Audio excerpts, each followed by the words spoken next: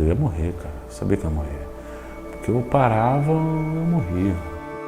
E quando minha mãe foi perceber, eu já tinha 15 anos de idade e já era um cara que tinha usado quase todo tipo de droga, já tinha cometido furtos, já tinha me envolvido com coisas terríveis que um menino de 15 anos não podia ter tanto espaço assim como eu tinha.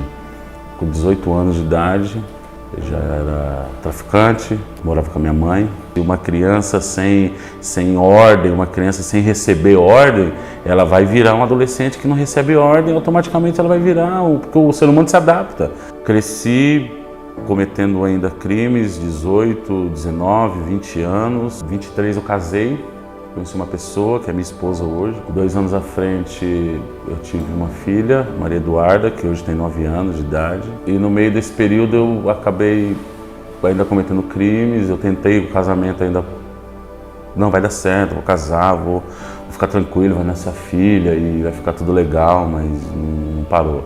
E infelizmente separamos, eu saí de casa, ainda estava até meio foragido, que eu tinha cometido crimes e eu estava sendo intimado e a polícia estava atrás e eu acabei tendo que sair da onde eu morava. Aí foi quando eu vim para cá, quando eu vim para a Zona Leste, porque eu tinha parentes aqui e infelizmente você morar na casa de parentes, foragidos, não pode arrumar emprego nem nada, acabei de morar na rua, acabei ficando na rua e eu comecei a entender o que era hoje, o que o país sofre, o que verdadeiramente o mal que hoje ocupa as nossas ruas, as nossas praças, porque eu fui lá ver. Eu conheci muita pessoa que hoje, o cara não tinha vício de álcool, o cara começou a beber porque na rua você não consegue dormir se você não beber. E eu só tive vontade de parar quando eu tomei esse choque, quando eu deitei numa calçada, quando eu me vi fedendo.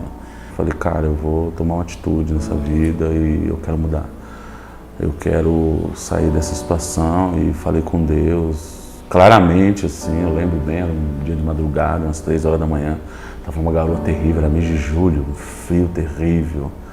E eu não conseguia dormir por causa do frio, estava muito frio aquele dia. E eu lembro que eu desci num local, estava muito com lama, assim, estava muita chuva. E lá eu falei, olha, Deus, desse jeito. Eu gostaria que o Senhor me desse uma oportunidade de vida. E eu prometo para o Senhor que eu vou fazer diferente. E um dia eu estava dormindo dentro do carro, passado uma semana, eu estava dormindo dentro do carro, estava muito frio. Eu tinha um carro, eu entrei dentro do carro e bateram no carro de manhã. E eu perguntei, cara, eu falei, acho que era o dono do carro. Um carro abandonado e o cara, você que é o Paulo? Eu falei, sou.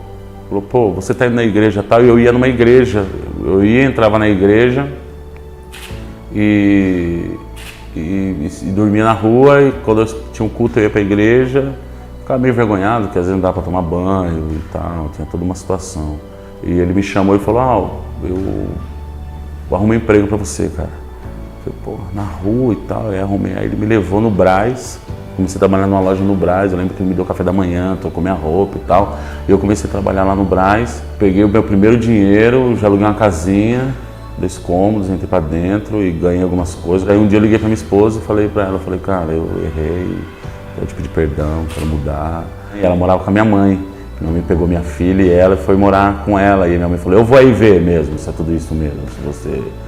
E aí ela veio, viu a casa, viu que eu estava trabalhando, que estava registrado.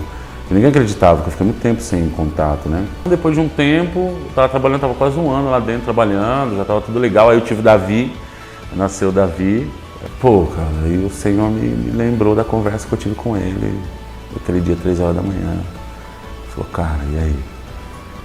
Tem essa disposição de pegar tudo que você aprendeu e ajudar? Pô, cara, na hora. Aí eu larguei o emprego, naquele mesmo dia, desci da escada, terminei o trampo, lógico, né? Dei um abraço ao meu patrão. Falei, mano, obrigado por tudo. E eu vou abrir algo para atender essas pessoas que estavam como eu na rua. E dar essa visão para ele que eu tô tendo hoje, de entender que ele precisa tomar algumas atitudes. Foi muito duro falar pra minha esposa que eu larguei o emprego, porque ela falou, pô, vai voltar tudo de novo, você é louco e tal. Eu falei, pô, acredita em mim, cara, eu tô no caminho certo e tal. E aí a gente alugou uma chácara. Quando eu falo a gente, eu falo eu e minha família, porque, pô, se eu não estivesse junto com eles, cara, sem dinheiro, uma situação terrível. E comecei a dar atenção para quem não tinha. Hoje eu atendo pessoas lá hoje que tem família, que tem condições e tal. Mas o meu foco é exatamente para quem não tem. A intenção, porque quem tem paga. E o cara que não tem, como eu não tinha. Mas eu fico preocupado com aquela mãe, com aquele pai que não conhece, que não tem estrutura adequada. E eu não estou falando do cara que mora na favela, não. Estou falando do dono desse prédio aqui. E o filho dele está muito vulnerável. Assim como o meu está, como a minha família está. Porém, a minha casa não está vulnerável. Quando ele passar do portão para dentro, eu estou atento.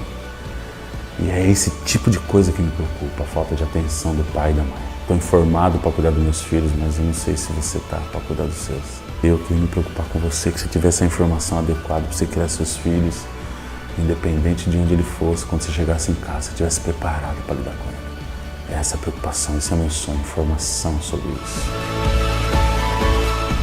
Eu não estou sozinho.